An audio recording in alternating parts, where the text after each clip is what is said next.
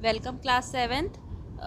यहाँ पर आपका इक्वालिटी इन डेमोक्रेसी का चैप्टर जो स्टार्ट हुआ था उसका पार्ट 1 वीडियो आपको अवेलेबल हो चुका है, ठीक है। और आज हम इसका पार्ट 2 जो है उसे स्टार्ट करने जा रहे हैं, ठीक है।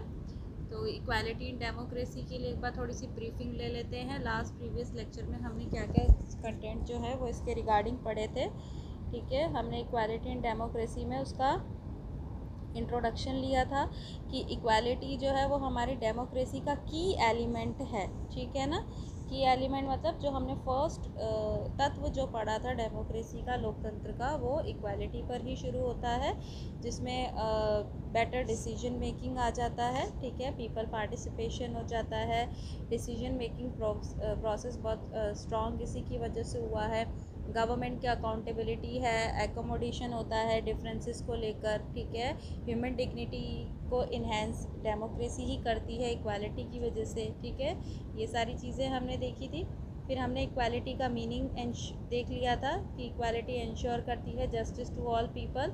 यूनिवर्सल एडल्ट फ्रेंचाइजी में मैंने आपको बताया था अलाउड टू वोट। अगर यूनिवर्सल एडल्ट फ्रेंचाइजी का एक्चुअल मीनिंग आपको समझना है, कोई भी कंट्री अपने आप को डेमोक्रेटिक तब तक नहीं कह सकती है, नहीं क्लेम कर सकती है जब तक उसने अपने सिटीजन्स को यूनिवर्सल एडल्ट फ्रेंचाइजी जैसा इक्वालिटी नहीं दिया हो, ठीक है ना। यहाँ पर ये पढ़ने के बाद फिर हमने हमारे कॉन्स्टिट्यूशन और उससे जुड़ी हुई इक्वालिटी के पॉइंट्स डिस्कस किए थे, ठीक है। यहाँ पर आप वो सारे पॉइंट्स पढ़ सकते हैं। और equality equal before the law, discrimination नहीं हो सकता, पब्लिक प्लेसेस यूज़ कर सकते हैं, अनटचेबिलिटी को आर्टिकल 17 में अबॉलिश करके हटा दिया गया है, ठीक है। और प्रिविलेजेस अब नहीं दिए जाते हैं जो सोशल डिस्क्रिमिनेशन क्रिएट करते हैं। ये सारे हमारे कॉन्स्टिट्यूशन में इन सब चीज़ों को रखा गया है, प्रोविज़न को, जिससे कि हम इक्वालिटी को प्रमोट करते हैं, ठीक है। फिर हमने देखा कि इतना कुछ लॉ बनने के बाद, कॉन्स्टिट्यूशन के कहने के बाद भी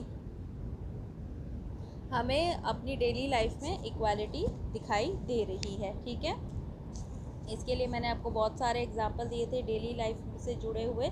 जो लोग पॉवर्टी लाइन से जुड़े हुए लोग होते हैं बेसिकली, ठीक है, उन्हें ही अपनी डेली लिविंग कंडीशन में बहुत ज़्यादा अनइक्वालिटी देखने को मिलती है। उन्हें 2 स्क्वायर ऑफ मील नहीं मिलता है, स्लम एरियाज़ में रहते हैं, गुड मेडिकल और एजुकेशनल फैसिलिटीज़ नहीं मिलती है, गवर्नमेंट को ही उनकी मदद करनी पड़ती है चीपर रेट पर ऐसी फैसिलिटीज़ प्रोवाइड कराकर, ठीक है। और इस तरीके से आप देखें कि उनके लिए तब भी ऐसी चीज़ों को अवेलेबल करवा पाना इजीली नहीं होता है, जब कई बार उनको ये प्राइवेट फैसिलिटीज़ नहीं मिल पाती हैं क्योंकि पुअर पीपल इसको अफोर्ड नहीं कर सकते हैं। फिर हमने कास्ट सिस्टम में इनइक्वालिटी में कास्ट लेडर के बारे में पढ़ा, ठीक है, कि जो सबसे ऊपर वाली लेडर है, ठीक है, वो अपर कास्ट के लोगों के लिए बनाई जाती है, टॉप लेडर, जिसमें सुप्रीम होते हैं अपर कास्ट के लोग अपने आप को मानते हैं, ठीक है, वो अपने आप को सुपीरियर समझते हैं, किससे, दूसरे ग्रुप के पीपल से जो इस कास्ट लेडर पर सबसे लोअर लेवल पर आते हैं, इन्हें लो कास्ट का माना जाता है, अनवर्दी समझा जाता है, ठीक है, बॉटम लेवल पर रहते हैं, अनटचेबल्स कहलाते हैं, दलित या शेड्यूल कास्ट के होते हैं ये, ठीक है। और इन्हें सो कॉल्ड लोअर कास्ट या दलित कहकर ही एड्रेस किया जाता है। दलित का मतलब भी बताया था कि वो ऑप्रेस्ड होते हैं, ठीक है। बहुत सारी फील्ड में अब एवरीडे लाइफ में वो डिस्क्रिमिनेशन फेस करते हैं, उन्हें अपर कास्ट पीपल एक्सक्लूड करते हैं, उन्हें पब्लिक फैसिलिटीज़ इस्तेमाल नहीं करने देते हैं, ठीक है। और उन्हें अनटचेबल्स कहकर बुलाया जाता है, दलित कहकर बुलाया जाता है। और ये अपर कास्ट जैसे जो राइट्स हैं वो इंजॉय नहीं करते हैं, इन्हें अपर कास्ट के घर में जाने को भी, एंटर करने को भी अलाउ नहीं करते हैं, टेम्पल्स में जाना अलाउ नहीं करते हैं, ठीक है। ज़्यादातर ये चीज़ें रूरल एरियाज़ में देखने को मिलती हैं क्योंकि अर्बन एरियाज़ में जो पीपल रहते हैं वो एजुकेटेड होते हैं, तो वो इस तरीके की कास्ट जैसे इशू को ज़्यादा माइंड नहीं करते हैं, ठीक है ना। तो ये सब चीज़ें पढ़ने के बाद फिर मैंने आपको कहा था कि गवर्नमेंट क्या इनिशिएटिव ले रही है इनकी इक्वालिटी को प्रमोट करने के लिए, ठीक है। तो आज हम गवर्नमेंट का इनिशिएटिव देखेंगे, two government initiatives to promote equality, ठीक है। देखते हैं। तो our constitution make the government responsible, हमारा संविधान गवर्नमेंट को की ही रिस्पॉन्सिबिलिटी बताता है कि सरकार को ही ये जिम्मेदारी निभानी है कि इम्प्लीमेंट करे, ठीक है, इम्प्लीमेंट करे यानी लागू करे क्या, कंसर्न लॉ, चुने हुए या जो भी ज़रूरी कानून हैं जो किस चीज़ को एंश्योर करे, equality for the poor people, यानी कि सरकार को ही ऐसे कानून बनाने पड़ेंगे, लॉ बनाने पड़ेंगे जो पुअर पीपल के लिए क्या इंश्योर करेंगे, उनकी इक्वालिटी इंश्योर करेंगे।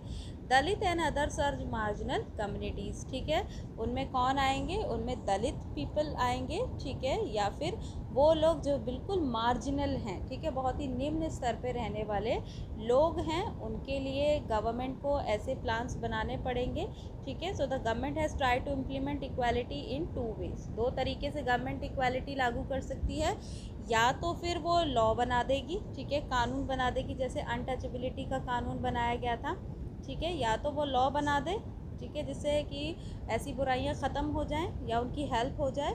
दूसरा, गवर्नमेंट क्या करती है, सोशल और इकोनॉमिकल प्रोग्राम्स और स्कीम्स चलाती रहती हैं जिनसे इन दलितों की डेली लाइफ में जुड़े हुए प्रॉब्लम्स और डिस्क्रिमिनेशंस ख़त्म हो सकें, ठीक है। एक सर्च कीजिए, ठीक है, होमवर्क कीजिए, पता लगाइए कि गवर्नमेंट वो कौन कौन से सोशल और इकोनॉमिकल प्रोग्राम और स्कीम चलाती है जिससे ऐसे दलित और मार्जिनल लोगों की हेल्प होती है, ठीक है। तो सेवरल लॉज है जिसमें से कुछ लॉ आपके इस चैप्टर में मेंशन किए गए हैं, ये लोगो ज़रूर याद रखें। ये लोगो है national commission for schedule caste, ठीक है, शेड्यूल कास्ट की सुरक्षा के लिए, उनके प्रोग्राम्स और स्कीम्स के लिए ये एक कमीशन बनाया गया है जिसका ये लोगो है, ठीक है। लोगों की खुशहाली बहुत ज़्यादा ज़रूरी होती है।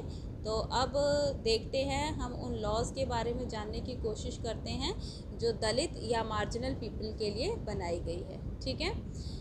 इंडिया क्या करता है, इंडिया प्रोटेक्ट करता है सिटीजन्स के राइट्स को, अधिकारों को सुरक्षित करना, जो इक्वालिटी को ट्रीट करते हैं, ये इंडिया की सबसे बड़ी जिम्मेदारी है। For example the law to help schedule caste, वो कानून जो हेल्प करते हैं शेड्यूल कास्ट, शेड्यूल ट्राइब्स और दूसरे डिसएडवांटेजेस कम्युनिटीज़ को, उनके लिए तो सुरक्षा देना सरकार की बहुत बड़ी जिम्मेदारी होती है, ठीक है।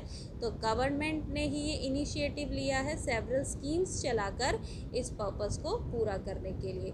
दिस इंक्लूड, क्या क्या इंक्लूड है इसके अंदर, इनकी सुरक्षा के लिए, क्योंकि पुअर होते हैं, अपनी हेल्प खुद नहीं कर पाते हैं, तो इनके लिए स्कीम्स में जैसे आप मिड डे मील स्कीम देख सकते हो, जो गरीब परिवार होते हैं, ठीक है, वो अपने बच्चों को स्कूल नहीं भेज सकते हैं, तो उनके बच्चे स्कूल जाएं, पढ़े लिखें, ठीक है। तो एक बहुत बड़ी सिचुएशन आ जाती है खाने की कि हम लोग तो काम पे चले जाएंगे, हमारे बच्चे भूखे रहेंगे, इस वजह से हम अपने साथ अपने बच्चों को काम पर भी ले जाते हैं, ठीक है, तो हम उनकी देखभाल कर सकते हैं, उनकी सुरक्षा कर सकते हैं। तो ऐसी सिचुएशन में बच्चे स्कूल आए, उनका स्कूल में एडमिशन हो, तो मिड डे मील की स्कीम चला देगी कि माँ बाप तो अपने काम पर चले जाएंगे और बच्चे स्कूल में पढ़ेंगे भी और उनके दिन के भोजन की चिंता भी नहीं रहेगी। तो ऐसे गवर्नमेंट स्कूल में ये मिड डे मील स्कीम चलाई जाती है।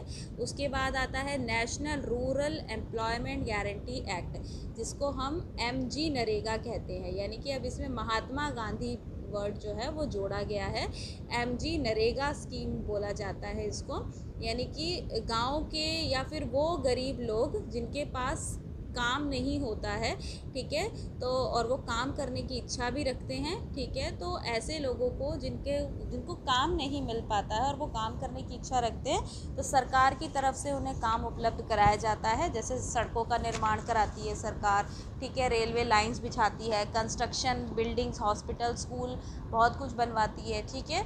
तो ऐसी जगह पर काम करने के लिए मज़दूरों की आवश्यकता होती है, तो वहाँ पर इनको जो है 100 डेज़ का एम्प्लॉयमेंट किसके थ्रू दे दिया जाता है, national rural employment guarantee act, ये 2005 में आया था, यानी कि 100 दिन का रोज़गार इनको अवश्य मिल जाता है, ठीक है, 100 डेज़ एम्प्लॉयमेंट। तो आगे देखते हैं और इसमें क्या क्या है। मिड डे मील स्कीम की थोड़ी सी चर्चा कर लेते हैं। Mid day meal schemes refers to the programme, उस प्रोग्राम से जो इंट्रोड्यूस हुआ था गवर्नमेंट एलिमेंट्री स्कूल में, 8वीं तक की जो स्कूली शिक्षा होती है उसमें ये सरकार के द्वारा चलाया गया अभियान है, जिसमें बच्चों को कुक्ड लंच, पका हुआ भोजन, जो पका हुआ लंच होता है वो उनको खिलाया जाता है। लंच का जो टाइम आपको पता ही है, ठीक है। स्कूल में ये देखो बच्चे ये बैठकर मिड डे मील स्कीम्स के थ्रू जो गवर्नमेंट स्कूल के बच्चे हैं उन्हें खाना दिया जा रहा है, ठीक है। इससे बहुत सारे एडवांटेजेस हो गए जो मैंने थोड़े बहुत आपके सामने अभी अभी डिस्कस किए थे। क्या क्या हुआ, पुअर चिल्ड्रन जो है ज़्यादा से ज़्यादा वो एनरोलिंग एडमिशन कराने लगे और रेगुलरली अटेंड करने लगे स्कूल को, ठीक है, क्योंकि एक तो उनकी भूख का जो सबसे बड़ा सवाल था वो ख़त्म हो जाता है। दूसरा, पहले क्या होता था, बच्चों को the children would go home for lunch, lunch के लिए बच्चों को घर जाना पड़ता था। Generally they would not return back but now, और कई बार तो ये होता था कि बहुत सारे बच्चे लंच करने के लिए घर तो जाते थे लेकिन घर से वापस स्कूल नहीं आते थे, ठीक है। तो अब जब स्कूल में ही उन्हें मिड डे मील के थ्रू लंच मिलने लग गया तो बच्चों की अटेंडेंस भी इम्प्रूव होने लगी, ठीक है। उसके बाद mothers were interrupted in their work as they had to feed their children, जो माताएं अपने बच्चों को लेकर काम पर जाती थी तो कई बार बच्चों को खाना पिलाने की वजह से उनका जो काम है वो भी इंटरप्ट होता था, काम में रुकावट आ जाती थी at home during the day, ठीक है। दिन के समय उन्हें बच्चों को खिलाने के लिए घर आना पड़ता था, तो इसकी वजह से अब उन्हें भी इस बात की चिंता नहीं थी। इस प्रोग्राम ने मदद की है lots of help a lot by reducing caste prejudice, ठीक है।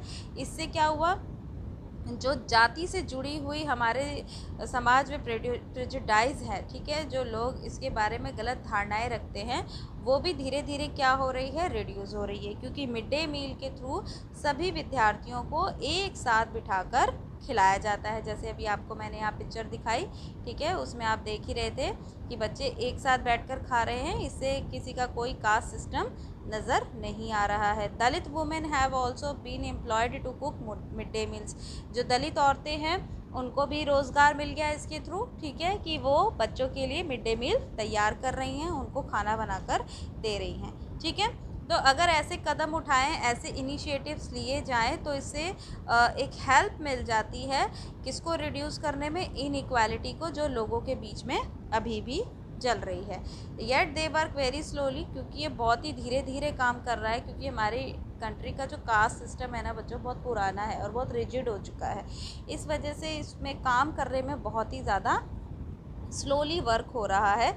इसके पीछे रीज़न देखिए, मैं पहला रीज़न तो आपको रख ही चुकी हूँ कि लोगों का एटीट्यूड अच्छा नहीं है, ठीक है। The attitude of the people to accept all man are equal, लोग ये एटीट्यूड्स अपनाना ही नहीं चाहते, एक्सेप्ट ही नहीं करना चाहते that all man are equal, मनुष्य सभी एक समान होते हैं। इसको चेंज करना बहुत मुश्किल है, इसीलिए ये एटीट्यूड बदलने का कार्य जो है वो बहुत ही धीरे धीरे हो रहा है, ठीक है ना।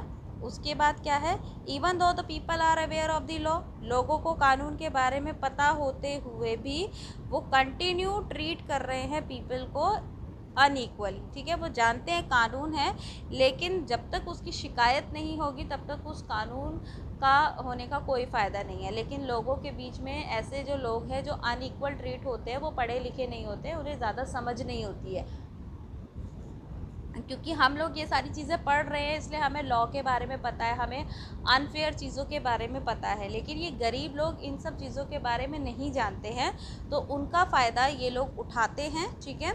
जो लोग अवेयर हैं और अवेयर होते हुए भी दूसरे ऐसे पीपल को ट्रीट करते हैं अनइक्वल तरीके से, और अनइक्वल ट्रीट करने का रीज़न यही है कि उनकी कास्ट मैच नहीं है, रिलीजन मैच नहीं करता, इकोनॉमिक स्टेटस मैच नहीं करता, उनका जेंडर एक्सेट्रा जो है मैच नहीं करता है, इस वजह से उनको अनइक्वल माना जाता है, ठीक है। People must think that no one is interfere और नो वन इज़ इन्फीरियर और सुपीरियर, लोगों को ये सोचना चाहिए कि कोई भी इंसान ना तो इन्फीरियर घटिया होता है ना ही सुपीरियर बढ़िया होता है। तो हर व्यक्ति डिज़र्व करता है कि उसे ट्रीट किया जाए पूरी डिग्निटी के साथ और उसे इक्वालिटी दी जानी चाहिए, उसका सम्मान होना चाहिए और उसे समानता का अधिकार मिलना चाहिए, ठीक है। इसके बाद inequality a world phenomena, India की तो कंडीशन हमने देख ली, समझ ली, अब हम वर्ल्ड का फिनोमेना देख लेते हैं कि क्या वर्ल्ड में भी कंट्रीज़ ऐसी हैं जहाँ पर इनइक्वालिटी चलाई जाती है, ठीक है। तो बहुत सारी डेमोक्रेटिक कंट्रीज़ हैं जहाँ पर वर्ल्ड में अगर हम देखें तो वहाँ पर भी इक्वालिटी का जो इशू है, ठीक है, वो बहुत इम्पॉर्टेंट इशू है, ठीक है, चिंता का विषय है। फॉर एग्ज़ाम्पल यहाँ पर जो एग्ज़ाम्पल आपके सामने रखा जा रहा है वो यूनाइटेड स्टेट ऑफ अमेरिका का। अफ्रीकन अमेरिकन्स को यहाँ पर कैसा ट्रीट किया जाता है, अनइक्वल। यानी कि यूनाइटेड स्टेट ऑफ अमेरिका में रहने वाले अफ्रीकन अमेरिकन्स जो है, जो अफ्रीका से लाए गए थे और अमेरिका में बस गए, ठीक है, उनको इक्वली ट्रीट नहीं किया जाता है। They were denied equality before the law. कानून के सामने उनको डिनाई किया गया है कि उन्हें इक्वालिटी बिफोर द लॉ नहीं दिया जाए, यानी कि उनके लिए कानून इक्वल नहीं है, ठीक है। कब तक ये चलता रहा, denied equality before the law. Civil right movement शुरू किया यहाँ पर अफ्रीकन जो अमेरिकन्स हैं, ठीक है। सिविल राइट मूवमेंट शुरू हुआ और सिविल राइट मूवमेंट शुरू होने के बाद begin in USA in 1950s में, इन विच अफ्रीकन अमेरिकन जो है पीपल, उन्होंने किस चीज़ की डिमांड की, उन्होंने इक्वल स्टेटस की डिमांड की थी, ठीक है, इक्वल राइट्स की डिमांड की थी। आप ये देख सकते हैं, यहाँ पिक्चर बनी हुई है सिविल राइट मूवमेंट, ठीक है।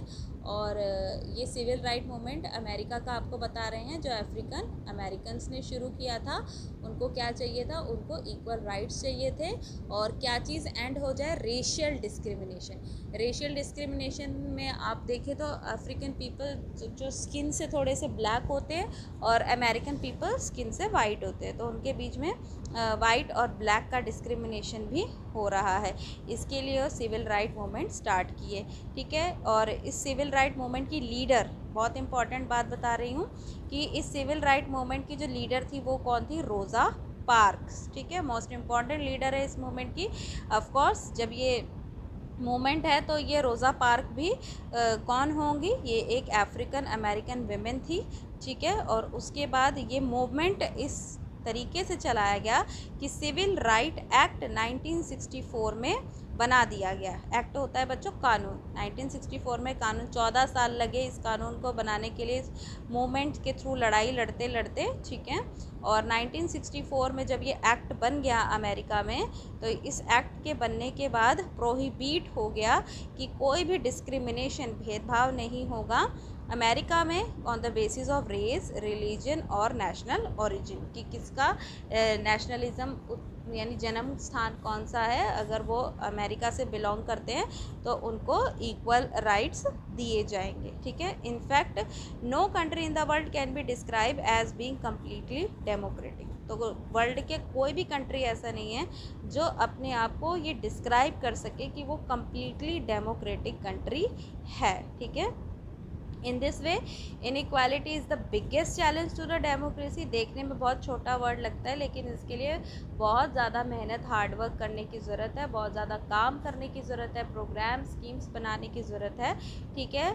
और ये बहुत बड़ा चैलेंज है डेमोक्रेसी के लिए। Fight for the recognition of all person, क्योंकि ये लड़ाई किस चीज़ की है, हर पर्सन को अपनी पहचान के लिए लड़ना है, ठीक है।